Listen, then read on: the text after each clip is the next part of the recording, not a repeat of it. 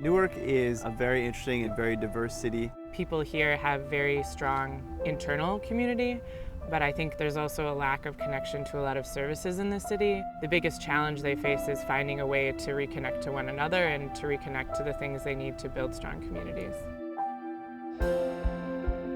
Food is a special interest of mine. I eat, I cook, I work in restaurants, and the first thing we noticed when we came into the community was that it was really hard for us to find food that wasn't fast food or wasn't sold at a corner store. One of the main reasons that we started SWAG was as a community building project. We knew that community gardens do bring people together and are educational and do provide healthy food, and we wanted all that, but we really wanted to form a project that was a collaboration between the schools and the faith community and other neighbors here. In the very beginning, we set the goal of just having a community experience here around building the farm. At that time, it was just really a small garden. Once we realized that we could be a very productive space, we stopped calling ourselves a garden and called ourselves a farm.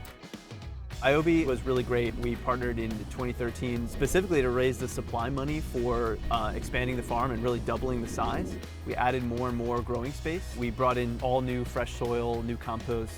We built above ground with boxes and beds. It helped us really do some outreach to our friends and family and to help sort of spread the word about what our project was and have a visual representation of what it was and a way for people who are close to us or want to support this kind of work to contribute to us.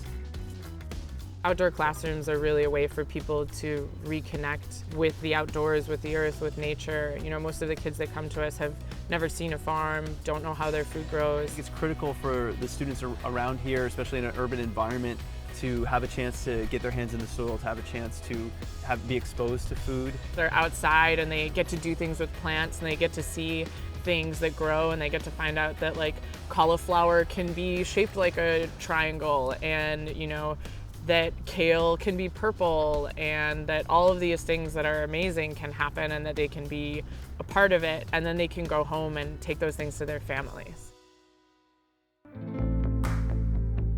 We started growing 500 pounds of food our first year, and this year we should grow over 4,000.